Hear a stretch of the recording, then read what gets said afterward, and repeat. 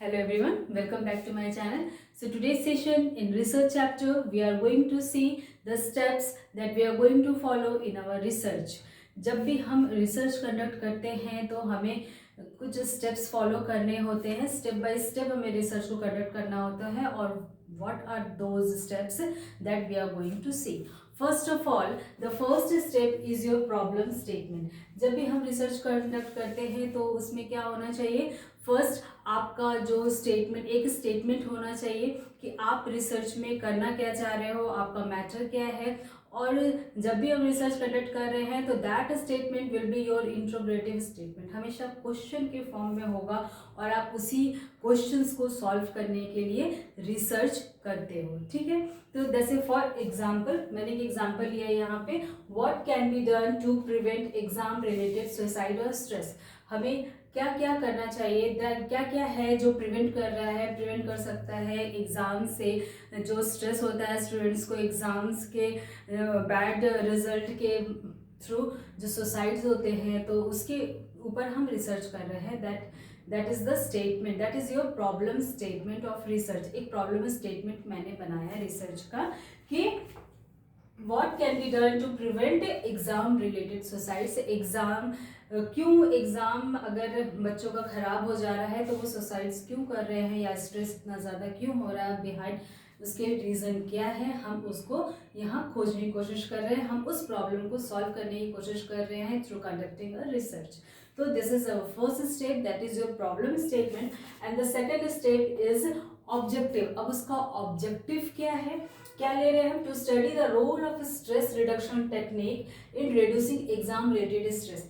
हमें जब पता चलेगा कि क्या प्रॉब्लम है जिसके थ्रू जो स्टूडेंट्स है वो उनका सुसाइड रेशियो ज़्यादा हो रहा है, स्ट्रेस ज़्यादा हो रहा है, तो उसके लिए हम क्या कर रहे हैं, यहाँ पे हम एक ऑब्जेक्टिव लेके चल रहे हैं, उसको जान करके क्या करना चाहते हैं, to study the role of stress reduction technique. हम स्ट्रेस रिडक्शन टेक्निक को स्टडी करेंगे and reducing stress, exam related stress, जो कि एग्जाम से रिलेटेड जो भी स्ट्रेस है उसको कम कर सके। ठीक है, तो हम यहाँ पर रीज़न जानेंगे, उसके बाद हमारा मेन ऑब्जेक्टिव क्या होगा उस रीज़न को जानने के बाद में, कि हम उस स्ट्रेस रिलेटेड टेक्निक्स को हम क्या करेंगे, हम स्ट्रेस रिलेटेड टेक्निक को हम और पहचानेंगे और उसके थ्रू हम अपने उसमें हम जो है एग्जाम रिलेटेड जो स्ट्रेस हो रहा है स्टूडेंट्स के ऊपर उसको हम अप्लाई करेंगे। ठीक है, तो दिस इज योर ऑब्जेक्टिव। इस ऑब्जेक्टिव को सॉल्व करने के लिए ये प्रॉब्लम है, प्रॉब्लम को सॉल्व करने के लिए ये ऑब्जेक्टिव है। ठीक है, now the third step is your review of literature. अब हम क्या करेंगे, थर्ड स्टेप में हम रिव्यू ऑफ लिटरेचर देखेंगे। इसमें क्या करेंगे हम कि हम और भी लोगों ने जो इसमें जो रिसर्च किए हैं इस फील्ड के ऊपर में, उनका हम रिव्यू लिटरेचर देखेंगे कि उन लोगों ने क्या क्या रिजल्ट निकाला है, किस तरह से किया है, तो हम ये सारी चीज़ें उसमें देखेंगे। तो रिव्यू ऑफ लिटरेचर हम कहाँ से निकालते हैं, रिव्यू ऑफ लिटरेचर हम जो लोग प्रॉब्लम को सॉल्व कर चुके हैं, मतलब जो इस फील्ड में रिसर्च कर चुके हैं इस मैटर के थ्रू, तो उससे हम क्या करेंगे, उसके रिसर्च से हम रिव्यू ऑफ लिटरेचर निकालेंगे। और रिव्यू लिटरेचर में one thing you have to follow that, avoid repetition. Repetition आप नहीं करोगे कि एक ही रिव्यू ऑफ लिटरेचर को बार बार उसको क्या किसी एक से लेकर के रिसर्च से लेकर के आप बार बार उसको कॉपी पेस्ट कर रहे हो, तो this is not. Avoid repetition and gap in previous studies. और आपको जो भी रिसर्च हुआ है उसमें और जो दूसरा रिसर्च आप भी जो देख रहे हो तो उसके बीच में गैप्स होना चाहिए। आपको लॉन्ग गैप्स वाले जो है रिव्यू ऑफ लिटरेचर लेना होगा यहाँ पे। ठीक है, तो the fourth step is your hypothesis. Hypothesis क्या है, ये हमेशा किस पे आता है, ये हमेशा क्वांटिटेटिव टाइप ऑफ डेटा में आएगा और this is a tentative statement है। और ये क्या शो करता है, हाइपोथेसिस से हम क्या जानेंगे कि ये रिलेशनशिप शो करने में हेल्प करता है between the independent variable and your dependent variable. तो इसमें हाइपोथेसिस में हम दो हाइपोथेसिस लगाएंगे, that is your null hypothesis and alternative hypothesis. जबकि हम जानते हैं, we all know that null hypothesis is what, null hypothesis में क्या होता है, there is no relationship between independent variable and dependent variable, में कोई रिलेशनशिप नहीं होता है। Whereas in alternative hypothesis में क्या होता है, there is a relationship between independent variable and dependent variable. ठीक है। तो यहाँ पर हमने एक हाइपोथेसिस, इस प्रॉब्लम के थ्रू हमने हाइपोथेसिस बनाया। क्या आपका ये नल हाइपोथेसिस क्या बनाया हमने? There will be no relationship between intervention and exam stress experience. ठीक है, मतलब कोई भी रिलेशनशिप हमने नहीं दिखाया। क्या इंटरवेंशंस मतलब क्या है? Stress reduction technique. Stress reduction technique में और जो एग्जाम के थ्रू एक्सपीरियंस होता है उसमें कोई रिलेशनशिप नहीं है। ठीक है, नल हाइपोथेसिस में हमने ये रखा। अब हमें क्या करना है? इसको हमें रॉन्ग प्रूफ करना है। ठीक है, अब अल्टरनेटिव हाइपोथेसिस में क्या है? ये अल्टरनेटिव हाइपोथेसिस में there will be a positive impact due to stress reduction technique.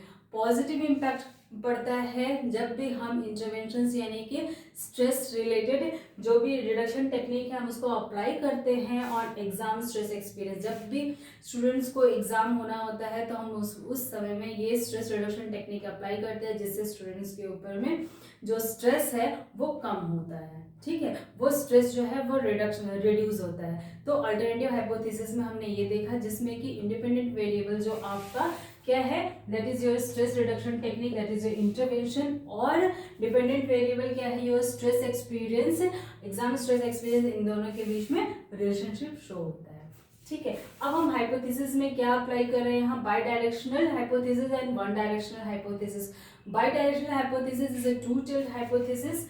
ये कैसा होता है? बाई डायरेक्शनल आपका bidirectional hypothesis is a two tailed hypothesis, यानी कि दोनों तरफ। एंड आपका यूनिडायरेक्शनल हाइपोथेसिस में क्या होता है? इस तरफ कुछ नहीं, एक तरफ में आपका वर्क होता है। तो this is your by directional hypothesis and this is your one directional.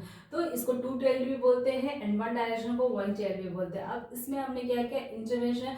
By directional में क्या किया हमने? इंटरवेंशन इम्पैक्ट स्ट्रेस, यानी कि जो हमने स्ट्रेस रिडक्शन टेक्निक्स यूज किया था उसका इम्पैक्ट हमने स्ट्रेस के ऊपर देखा कि इम्पैक्ट पड़ता है या नहीं पड़ता है बाई डायरेक्शनल में। तो उसमें क्या हुआ? नल डिसअप्रूव्ड हो गया, नल हाइपोथेसिस डिसअप्रूव्ड हो गया, यानी कि उसमें इम्पैक्ट पड़ता है। या नल हाइपोथेसिस को हमने डिसअप्रूव किया क्योंकि उसके बीच में रिलेशनशिप है, लेकिन नल हाइपोथेसिस क्या बता रहे हैं? There is a no relationship. तो इसीलिए नल हाइपोथेसिस को हमने डिसअप्रूव किया और इसको हमने बाई डायरेक्शनल को एक्सेप्ट किया।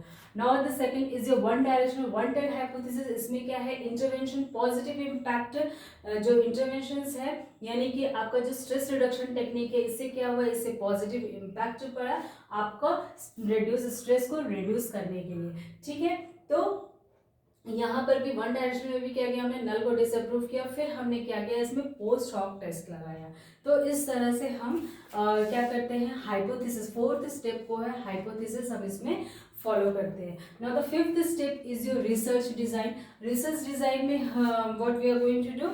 We are going to working definition. जो भी आप इससे रिलेटेड यानी कि स्ट्रेस रिडक्शन जो टेक्निक है या इसमें जो भी आप वर्क करना चाह रहे हो इस प्रॉब्लम के थ्रू, तो आप इसमें वर्किंग डेफिनेशंस डालोगे। ऑपरेशनल डेफिनेशंस यानी कि आप इसको कैसे कैसे कंडक्ट करना चाहते हो, अपने जो टेक्निक्स है उसको आप कैसे अप्लाई करना चाहते हो सकता है कि आप किसी स्केल के थ्रू उसको अप्लाई करो या फिर आप कोई एक स्ट्रेस रिडक्शन टेक्निक्स में डिफरेंट टाइप्स ऑफ मेथड्स होते हैं, आप उसको अप्लाई करो किसी स्टूडेंट के ऊपर में, आप उसको लगातार 3 महीने तक के लिए अप्लाई करो या फिर ऑल्टरनेटिव्स अप्लाई करो। दैट डिपेंड ऑन यू कि आप किस तरह से इसको कंडक्ट करना चाहते हो। तो this is your operational definition and the description of measurement and impact of independent variable and dependent variable.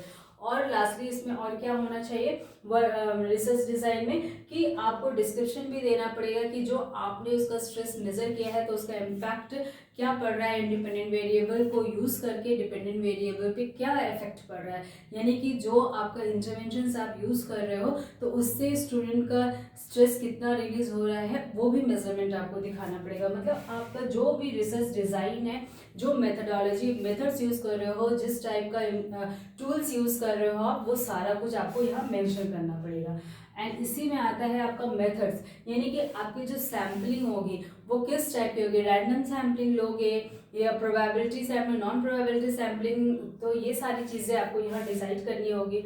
फिर आपको ये भी देखना पड़ेगा इंटरव्यू टेक्निक से लोगे आप, ऑब्जर्वेशंस, कोरिलेशंस एंड स्केल्स, किस किस टाइप के स्केल्स आप यूज कर रहे हो यहाँ पे, रेशियो स्केल, इंटरवल स्केल, किस टाइप के स्किल्स यूज़ कर रहे हो, तो all things will mention here. Research design में हम सब कुछ मेंशन करेंगे और इसमें टूल्स भी मेंशन करेंगे कि हमारा टूल्स कैसा है कि आप क्वेश्चनर फॉर्म में क्वेश्चंस पूछ रहे हो, उससे आप टूल्स आपका क्वेश्चनर फॉर्म में है या आपका ऑनलाइन टेस्टिंग है, ठीक है। तो ये सारी चीज़ें किस में आएंगी, आपकी रिसर्च डिज़ाइन में। That is your 5th step. Now the 6th step is your procedure, यानी कि आपने जो भी अपना जो टूल्स आप यूज़ कर रहे हो रिसर्च डिज़ाइन में, आप जो भी प्रोसेस यूज़ कर रहे हो उसको पूरा आपको डिस्कस करना है कि आपने इसको किस किस तरह से किया, ठीक है, किस तरह से लिया, कितने नंबर ऑफ सैंपल्स कितने हैं, डेटा को आपने कैसे डिवाइड किया, डेटा को आपने मेल फीमेल में या फिर आपने किस किस एज ग्रुप में आपने डिवाइड किया, किस तरह से आपने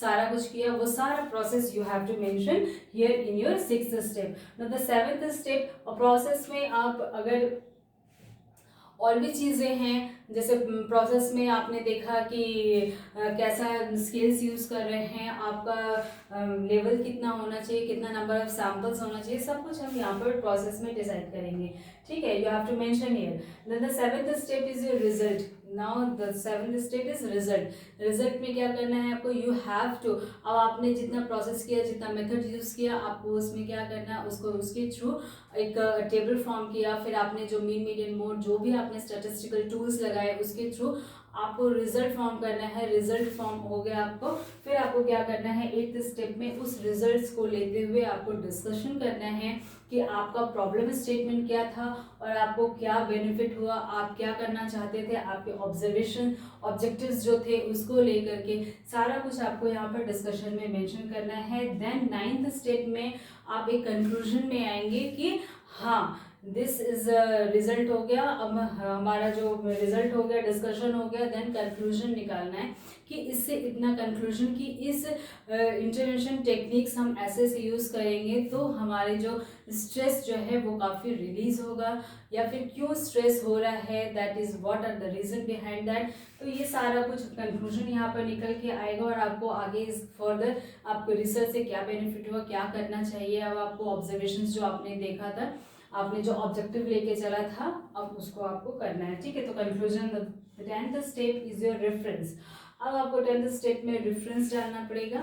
रेफरेंस इन एपीएस स्टाइल आपको डालना है कि आपने जो भी अपना जैसे ऑब्जेक्ट रिव्यू ऑफ लिटरेचर है, रिव्यू ऑफ लिटरेचर में आपने कहाँ कहाँ से वो रिव्यू ऑफ लिटरेचर किस किस जर्नल से आपने कलेक्ट किया है, वो सब आपको यहाँ पर रेफरेंस में मेंशन करना है।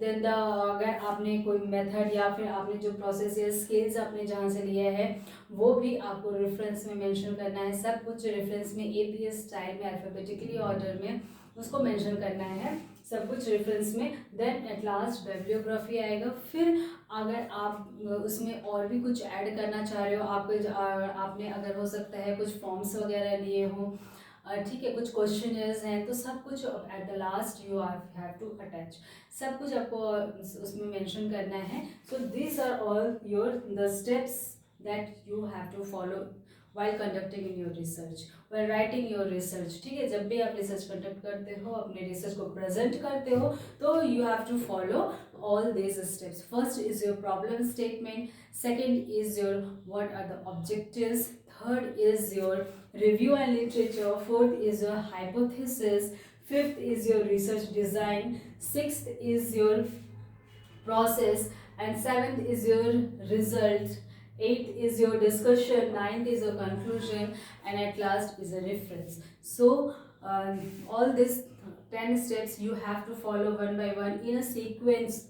आपको ये जो 10 स्टेप्स है आपको ये इसी सीक्वेंस में फॉलो करने हैं, इसी सीक्वेंस में ही लिखना है वाइल कंडक्टिंग रिसर्च। आप जब भी कंडक्ट कर रहे हो रिसर्च को, अपने रिसर्च को जब भी आप प्रेजेंट कर रहे हो, तो you have to follow this steps in this sequence only, ठीक है। आपको इसी सीक्वेंस में आपको प्रेजेंट करना है। So I hope you all like today's session.